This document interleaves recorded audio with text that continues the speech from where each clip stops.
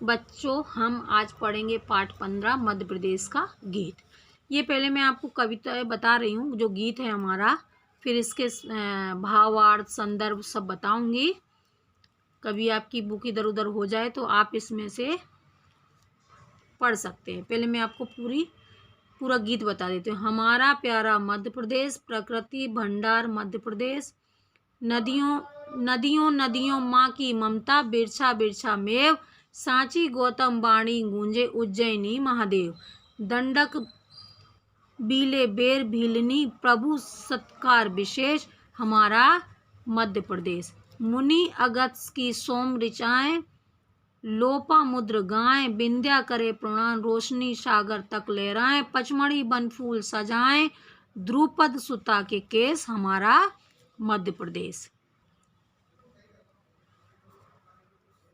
भोज विक्रम की गाथा गाएं, मालवा माटी आदि सभ्यता का प्रतीक है पुण्य नर्मदा घाटी, कण कण धरती में बिखरे हैं पुरातन अवशेष हमारा मध्य प्रदेश, पांव खनिज की चट्टानों पर कर में अन्न कटोरा, शीश ग्वालियर बक्श मालवा चेतन पूरा पूरा, खजुराहो में जीवन हुलसे धर पाथर का वेश हमारा मध्य प्रदेश, ग्राम स्वराज बापू का सपना गांव गांव ढाले, गांधी सागर की गरिमा में घर घर दीप उजाले, भारी विद्युत यंत्र हमारे पहुंचे देश विदेश हमारा मध्य प्रदेश, भारत भर के लोग यहाँ हैं सबकी अपनी बोली, लेकिन हिंदी बनी हुई है सबकी प्रिय हमजोली, हृदय देश में बसा हुआ है और हृदय में देश, भारत माँ का हृदय हमारा प्यारा मध्य प्रदेश, हमारा प्यारा मध्य प्रदेश, प्रकृति भंडारण मध्य प्रदेश। ये आपका लिखा है राजेंद्र अनुरागी जी ने, और राजेंद्र अनुरागी जी के बारे में ये दिया हुआ है, आपको कभी लगे तो पढ़ लेना। और अब मैं आपको आगे के प्रश्नों के उत्तर बताती हूँ। अब मैं आपको बताती हूँ पूरी कविता का सार। प्रस्तुत कविता में मध्य प्रदेश से परिचय कराया गया है, यानी उसके बारे में बताया गया है। कवि मध्य प्रदेश की विशेषताएं बताते हुए कहता है कि यहाँ उज्जैन नगर अपना धार्मिक महत्व रखता है। यह अगस्त मुनि की कार्यस्थली है। यहाँ पचमढ़ी नामक पर्यटक स्थल है। भोज और विक्रमादित्य जैसे राजा यहाँ हुए हैं। यहाँ आदि प्रारंभ सभ्यता के अवशेष मिले हैं। यहाँ अन्न और खनिजों का भंडार भी है। ग्राम पंचायत व्यवस्था है। भारत भर के विभिन्न भाषाभाषी लोग यहाँ मिलजुल कर रहते हैं। इसी प्रकार भारत के मध्य में स्थित हमारा मध्य प्रदेश सारे देशवासियों के हृदय में बसा हुआ है। अब इसके भावार्थ संदर्भ सहित भावार्थ बताएंगे। ये यहाँ से लेके हमारा मध्य प्रदेश से प्रभु सत्कार तक ये शब्दार्थ हैं, ये आप पढ़ लेना। अब मैं आपको संदर्भ बताती हूँ। पिछली कविताओं में भी मैंने आपको समझाया है कि संदर्भ में क्या आता है, प्रस्तुत पद्यांश, यानी हमारी कविता हमारी पाठ्य पुस्तक भाषा भारती से ली गई है। मध्य प्रदेश का गीत, पाठ का नाम आएगा और किसने लिखा है उसका नाम आएगा, राजेंद्र अनुरागी। 3 चीज़ें इसमें आती हैं, हमेशा ध्यान रखना।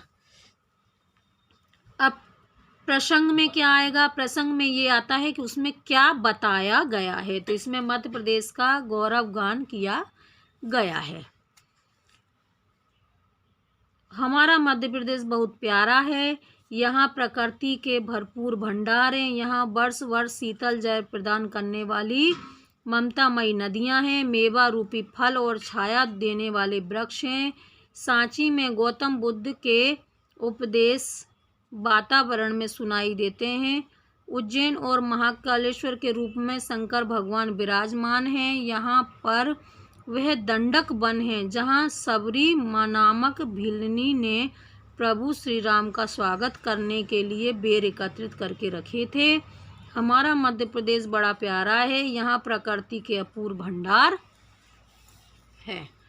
फिर आपका दूसरी लाइन है, मुनि अगस्त की सोम ऋचाएं सुत सुत केस तक, है ना, ये शब्दार्थ हैं। इसमें संदर्भ और प्रसंग जो पहले मैंने इसके पहले ये कविता में बताया हुआ है, ये वाला यही आएगा। अब मैं इसका आपको अर्थ बता देती हूँ। कवि मध्य प्रदेश का गौरव गान करते हुए आगे लिखते हैं कि यहीं पर अगस्त्य मुनि ने वेदों के अमृत मंत्रों की रचना की थी, जिन्हें अपनी पत्नी लोपामुद्रा गाती रहती थी। विंध्याचल पर्वत मध्य प्रदेश का प्रमुख शिखर है, यानी कि विंध्याचल जो पर्वत है वो बहुत ही ऊंचा है, जो इस प्रदेश को प्रणाम करता हुआ इसका गौरव प्रकाश को सुदूर सागर तक पहुंचाता है। यहाँ पर पचमढ़ी नामक वह स्थान है जहाँ अज्ञातवास के समय 5 पांडव रहे थे और उनकी पत्नी तथा राजा द्रुपद की पुत्री ने यहाँ के जंगली फूलों से अपने बाल सजाए थे। हमारा मध्य प्रदेश बड़ा ही प्यारा है और यहाँ प्रकृति के भंडार हैं। फिर आगे की लाइनें हैं, भोज और विक्रम की गाथा, ये आपके शब्दार्थ हैं इसके, पुरातन अवशेष तक है, और संदर्भ और प्रसंग तो इसमें भी वही वाला आएगा जो पहले आपको बताया गया है। इसका अर्थ बता रही हूँ मैं आपको। मध्य प्रदेश के मालवा क्षेत्र में आज भी राजा भोज और विक्रमादित्य की कथाओं का गुणगान किया जाता है।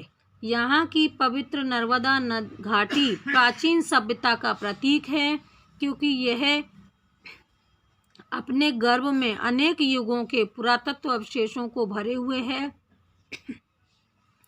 मध्य प्रदेश की धरती के कण कण में पुरातत्व के अवशेष चारों तरफ बिखरे हुए हैं। हमारा मध्य प्रदेश बड़ा प्यारा है, यहाँ प्रकृति के अपूर्व भंडार हैं। आगे है पाव खनिज की चट्टानों पर।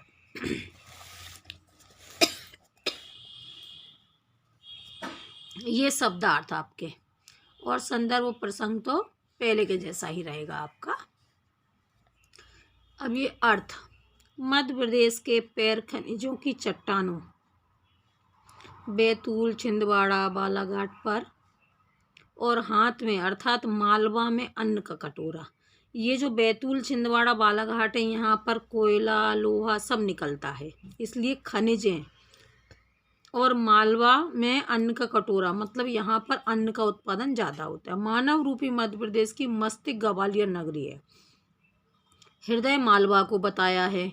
इस प्रकार मध्य प्रदेश का कण कण सजीव यानी जीवांत अपनी सुंदर कलाकृतियों के लिए दुनिया भर के प्रसिद्ध खजुराहों को देखकर ऐसा लगता है मानो पत्थर की मूर्तियां जीवन बसाता है। हमारा मध्य प्रदेश बड़ा प्यारा है, यहाँ प्रकृति के अपूर्ण भंडार है। आगे की 4 लाइनें, स्वयं ग्राम स्वराज देश विदेश तक। संदर्भ प्रसंग इसमें पूरा वही रहेगा पहले के जैसा। फिर आगे भावार्थ, मध्य प्रदेश के गांव गांव में बापू के ग्राम स्वराज्य का सपना पूरा हो रहा है, अर्थात हमारे प्रदेश में ग्राम पंचायत व्यवस्था है। चंबल नदी पर स्थित गांधी सागर से उत्पादित विद्युत यानी लाइट ऊर्जा से समूचा मध्य प्रदेश जगमगाता है। यहाँ के कारखानों में तैयार भारी विद्युत यंत्रों की मांग देश विदेश में है। हमारा मध्य प्रदेश बड़ा प्यारा है, यहाँ प्रकृति के अपूर्व भंडार हैं। अब आगे आपका है भारत के लोग, ये आखिरी पैराग्राफ है, भंडारा मध्य प्रदेश। तो इसमें भी पूरे उसमें आपका संदर्भ प्रसंग वही है। भारत भर के लोग मध्य प्रदेश में रह रहे हैं, सबकी अपनी अलग अलग भाषाएं हैं, लेकिन हिंदी सबकी प्रिय भाषा बनी हुई है। हमारा मध्य प्रदेश भारत के हृदय में अर्थात बीच में बसा हुआ है, और हमारे हृदय में भारत देश में बसा हुआ। इस प्रकार हमारा मध्य प्रदेश भारत का हृदय है। हमारा मध्य प्रदेश बड़ा प्यारा है, यहाँ प्रकृति के भंडार भरपूर मात्रा में मिलते हैं। इस तरीके से मैंने आपको ये आपकी कविता का अर्थ बता दिया है। अब आगे इसके शब्दकोश देखते हैं। आपकी बुक में शब्दकोश दिए हुए हैं, उसके आगे आपको ये भरना है। जैसे भंडारा लिखा हुआ है तो भंडार गृह कहाँ पर दिए हुए हैं मैं आपको बुक में बता देती हूँ। ये दिए हुए हैं, ठीक है, यहाँ पर आपको लिखना है। चेतन का सजीव, वन फूल का जंगल के फूल, पोरा पोरा का कण कण, बिरछा का वृक्ष, हुलसे का प्रफुल्लित या उत्साहित होना, ऋचाएँ का वेद मंत्र और पवित्र वाक्य।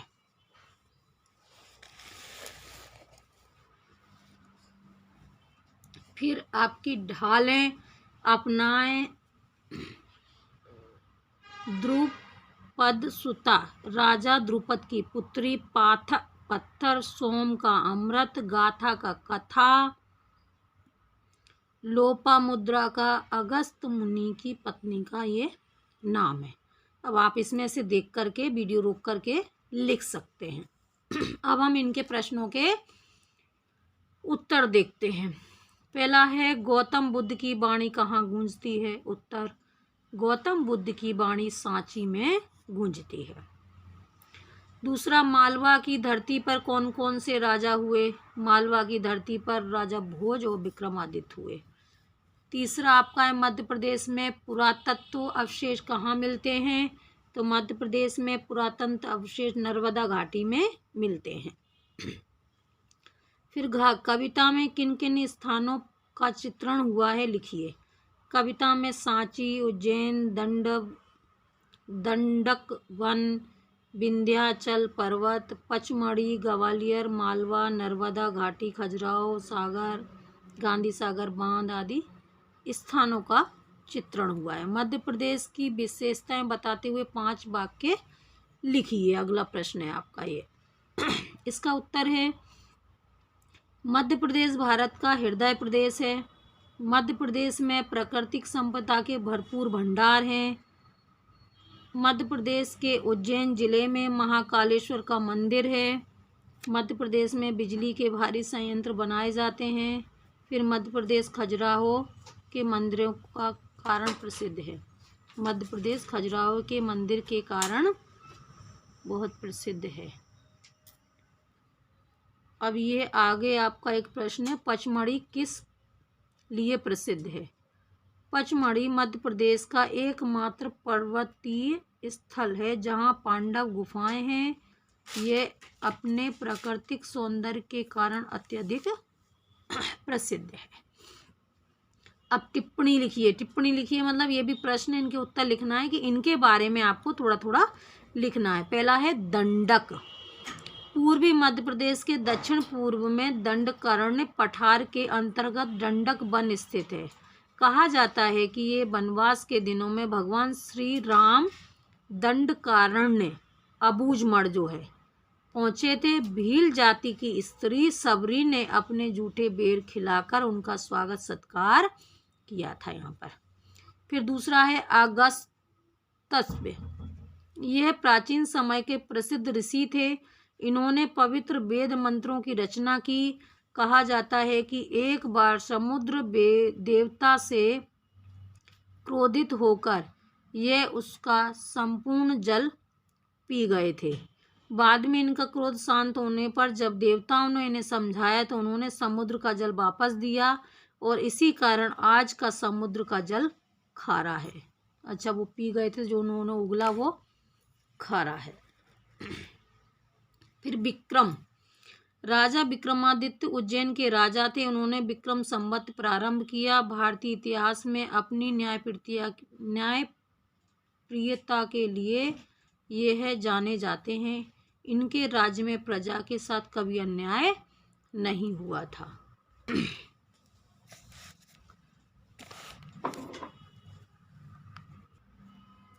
आपका अब ये है कि निम्नलिखित पंक्तियों का भाव स्पष्ट कीजिए। तो ये है पहली पंक्ति का, मध्य प्रदेश के पैरों में अर्थात नीचे के जिलों में बैतूल, छिंदवाड़ा, बालाघाट में खनिज प्रचुर मात्रा में पाए जाते हैं और आसपास के जिले इंदौर, उज्जैन, मंदसौर, सतना, रीवा, सीधी में अन्न उगाया जाता है अर्थात हाथों में अन्न का कटोरा है। दूसरा आपका है गांधी सागर की गरिमा ने घर घर दिए जलाए। इसका है गांधी सागर बांध पर उत्पन्न जल विद्युत, यानी जल से बिजली बनाई जाती है। जल विद्युत के कारण मध्य प्रदेश के घर घर में उजाला है। तीसरा है हृदय देश में बसा हुआ है, हृदय का देश। मध्य प्रदेश देश के हृदय में अर्थात मध्य प्रदेश में स्थित है और भारत देश हमारे हृदय में बसा हुआ है। अब आगे आपका है रिक्त स्थानों की पूर्ति उचित शब्दों से कीजिए। ये आपका पहला है, उज्जैनी में क्या है, ओंकारेश्वर है कि महाकालेश्वर, महाकालेश्वर आएगा। बौद्ध स्थित है सांची में, अभी मैंने बताया था। भगवान राम ने सबरी के क्या खाए थे, बेर, आप सबको पता ही है। ग्राम स्वराज्य का सपना गांधी जी का सपना था और विंध्याचल मध्य प्रदेश में स्थित है। ये आपके खाली स्थान भी मैंने आपको बता दिए। अब अपन आते हैं भाषा अध्ययन पर। निम्नलिखित शब्दों के शुद्ध उच्चारण कीजिए। ये तो आपको ही पढ़ना है। निम्नलिखित शब्दों के 3-3 पर्यायवाची शब्द लिखिए। तो पहला नदी, नदी का सरिता, तरनी तटनी, घर का गृह, सदन भवन, धरती का भू, धरा वसुंधरा। इसमें से देखकर आप लिख लेना। अब आपका नीचे बने चौखानों में कुछ शब्द दिए, उनके विलोम शब्द लिखना है। आप शब्द उनके विलोम शब्द की जोड़ी भी बनाइए। चलिए अपन इसकी जोड़ी बना लेते हैं। ये आपके शब्द हैं और ये विलोम शब्द हैं। ये शब्द हैं गुण का अवगुण, अधर्म का धर्म, पश्चिम का पूर्व, चंद्रमा का सूर्य। हम उल्टे बता रहे हैं इसलिए। शत्रु का मित्र, मृत्यु का जन्म, अंत का प्रारंभ, प्रतिकूल का अनुकूल, आदर का अनादर और गुरु का शिष्य। ये आपके विलोम शब्द हो गए। अब आपका आगे क्या आएगा, पाठ के आधार पर सही जोड़ी बनाइए।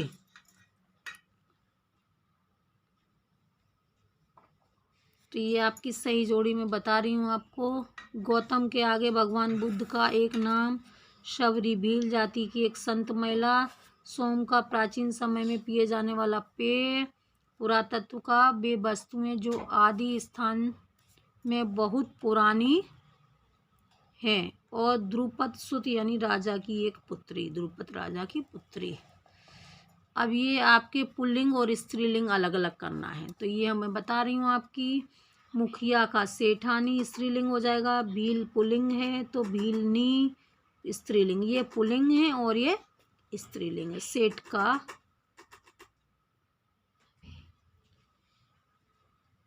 मुखिया, भील देवर, सेठ घोड़ा, काला लड़का, शेर समूह, और सेठानी भीलनी शेरनी, काली लड़की सवा। ये आपके स्त्रीलिंग हैं। अब ये आपके निम्नलिखित देशज शब्दों के हिंदी मानक रूप लिखिए। जैसे माटी का मिट्टी, पाथर का पत्थर, अनमोल का अमूल्य, अवगुण का अवगुण, आलस का आलस्य, यौवन का यौवन। ये आपके मानक रूप हो गए हैं। अब ये योग्यता विस्तार है। मध्य प्रदेश के पर्यटन स्थलों की सूची गुरु जी की सहायता से बनाई। चलिए, अभी तो मैं आपका गुरु हूँ तो सुन लो। उज्जैन, भोपाल, जबलपुर, अमरकंटक, ग्वालियर, खजुराहो, पचमढ़ी, सांची, शिवपुरी और ओरछा। अब बताओ तो जरा, तुमने इसमें से किस किस को देखा है, मतलब कौन कौन सी जगह देखी है। मेरे को लगता है उज्जैन तो लगभग सभी ने देखा होगा, है ना। और नहीं पता, चलो बता देना मेरे को क्या क्या देखा है। अब आगे ये दिए अगस्त ऋषि, लोपामुद्रा, विक्रमादित्य, उज्जैन, पचमढ़ी, गांधी, खजुराहो के संबंध में जानकारी दीजिए। चलिए, ये जानकारी आपकी उत्तर। अगस्त्य के प्रसिद्ध ऋषि थे जिन्होंने पवित्र वेद मंत्रों की रचना की थी। लोपामुद्रा ये ऋषि अगस्त्य की पत्नी का नाम था जो उनके साथ दक्षिण भारत गई थीं। फिर विक्रमादित्य ये उज्जैन के महाप्रतापी राजा थे जिन्होंने विक्रम संवत चलाया था। उज्जैन ये क्षिप्रा नदी के तट पर बसी उज्जैन नगरी है, वहाँ महाकालेश्वर का मंदिर है। फिर पचमढ़ी मध्य प्रदेश का एकमात्र पर्वतीय क्षेत्र है, यहाँ पर्यटक प्राकृतिक आनंद लेते हैं। यह प्रसिद्ध पांडव गुफाएं भी हैं। फिर गांधी सागर यह एक बांध है जो चंबल नदी पर स्थित है, यहाँ पर बिजली बनाई जाती है। खजुराहो मध्य प्रदेश का अंतर्राष्ट्रीय पर्यटक स्थल है जहाँ की पत्थर की मूर्तियाँ और मंदिर विश्व प्रसिद्ध हैं। फिर आपका आगे का प्रश्न है, अपने देखे हुए पर्यटक स्थल के बारे में 10 वाक्य लिखिए। देखो, ऐसे तो आपको है ना जो आपने देखा है उसके बारे में लिखना है, लेकिन यहाँ उज्जैन के बारे में दिया हुआ है तो मैं आपको इसकी लाइनें पढ़ के बता देती हूँ, आप इसको भी पढ़ सकते हो। उज्जैन भारत के महत्वपूर्ण धार्मिक स्थलों में से एक है। भगवान शिव के 12 ज्योतिर्लिंगों में से एक महाकाल का प्रसिद्ध मंदिर यहीं स्थित है। यह महान सम्राट विक्रमादित्य के राजा की राजधानी है। उज्जैन क्षिप्रा नदी के तट पर बसा हुआ है। यहाँ प्रत्येक 12 वर्ष पर सिंहस्थ महाकुंभ का मेला लगता है।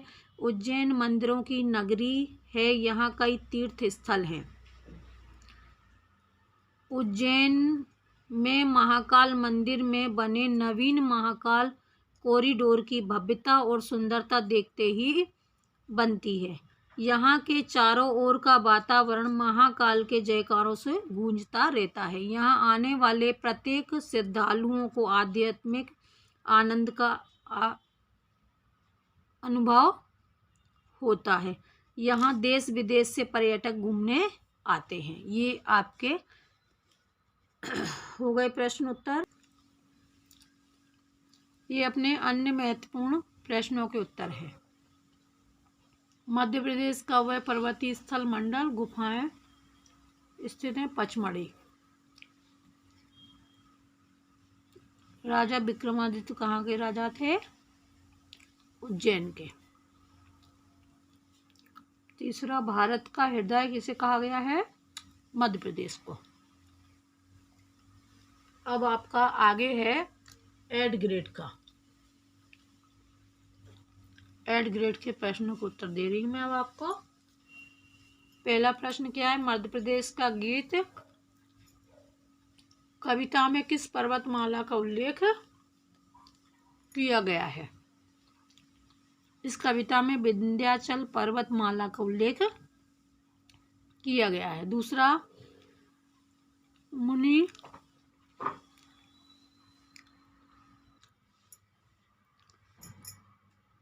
ने मध्य प्रदेश में वेदों के मंत्रों, अमृत मंत्रों की रचना की थी, जिन्हें उनकी पत्नी लोप मुद्रा गाती रहती थी, है ना। मुनि अगस्त्य का मध्य प्रदेश से संबंध स्पष्ट कीजिए, इसका उत्तर था ये। दिए गए शब्दों के हिंदी मानक रूप लिखिए। बिरवा का वृक्ष, पत्थर का पत्थर।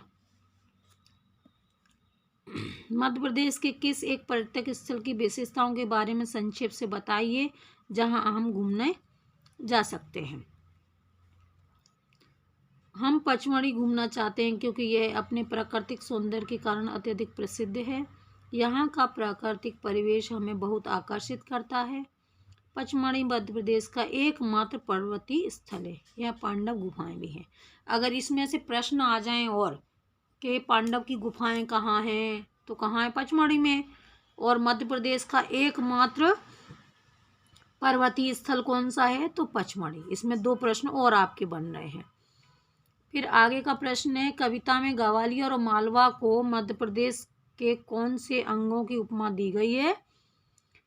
ग्वालियर और मालवा क्यों प्रसिद्ध है? संक्षेप में बताइए। ग्वालियर, उत्तर, ग्वालियर को मध्य प्रदेश का मस्तिष्क तथा मालवा को मध्य प्रदेश का हृदय कहा गया है। ग्वालियर अपने ऐतिहासिक महत्व तथा ग्वालियर किले के लिए प्रसिद्ध है। मालवा अपनी सम जलवायु, कृषि उत्पादन, व्यापार क्षेत्र तथा महाकाल की नगरी उज्जैन के लिए प्रसिद्ध है। फिर आगे है आपका, दिए गए शब्दों के 3-3 पर्यायवाची लिखिए। तो सुता का बेटी तनिया तनुजा, नदी का सरिता तटनी तगनी, घर का गृह भवन सदन। हमने घर का पिछले उसमें भी ढूंढा था जो पीछे सारणी दी थी। सागर का समुद्र जलधि और उदधि। पर्यायवाची के बारे में पूरा एक वीडियो डला हुआ है, आप वो भी देख सकते हो। उसमें बहुत सारे पर्यायवाची आपको मिल जाएंगे। जिस किसी का शब्द का पर्यायवाची ना मिले आपको, आप उसमें ढूंढ सकते हैं। फिर आगे का प्रश्न है, मध्य प्रदेश के किन्हीं 5 पर्यटक स्थलों के बारे में संक्षेप में लिखिए और बताइए कि ये स्थल क्यों प्रसिद्ध हैं। मध्य प्रदेश के 5 पर्यटक स्थल ओरछा, अमरकंटक, उज्जैन, सतना और खजुराहो हैं। अब इसके बारे में बारी बारी से जानकारी दे रही हूँ मैं। ओरछा अपनी ऐतिहासिक छतरी एवं श्री राम मंदिर के लिए प्रसिद्ध है। दूसरा, अमरकंटक, अमरकंटक नर्मदा नदी के उद्गम स्थान के लिए प्रसिद्ध है। तीसरा, उज्जैन, उज्जैन महाकालेश्वर के मंदिर के लिए प्रसिद्ध है। सतना सीमेंट उद्योगों एवं शारदा माता के मंदिर के लिए प्रसिद्ध है। खजुराहो, खजुराहो अपने हजारों साल पुराने चंदेलों द्वारा निर्मित मंदिर के लिए प्रसिद्ध है। फिर आगे एक प्रश्न दिया है, अपने जिले शहर के लिए एक प्रसिद्ध स्थान का नाम बताइए। तो ये आपको खुद ही लिखना है। आप जहाँ के भी हैं उसके आसपास जो भी चीज़ प्रसिद्ध है आप वहाँ के बारे में लिख सकते हैं। आगे एक प्रश्न है, कविता के अनुसार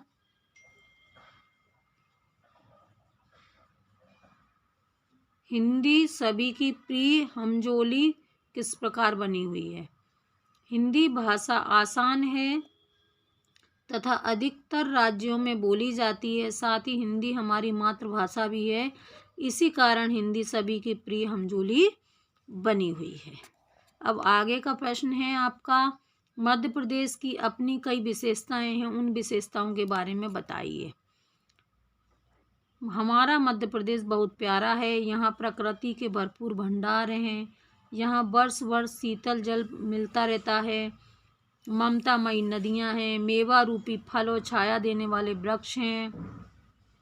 सांची में गौतम बुद्ध के उपदेश वातावरण में सुनाई देते हैं।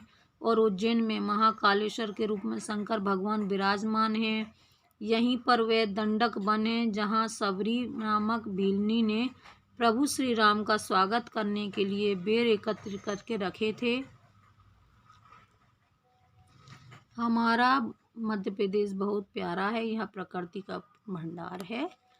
ये आपका पाठ मध्य प्रदेश खत्म हो गया है। अब आप आगे के इसमें हम मिलेंगे विविध प्रश्नावली में। आप जब तक अच्छे से पढ़ना और दूसरों को भी बताना। चैनल सब्सक्राइब ज़रूर कर लीजिएगा। और व्याकरण के जो वीडियो डले हैं पर्यायवाची के, विलोम शब्द के, वो भी आप देखना। धन्यवाद।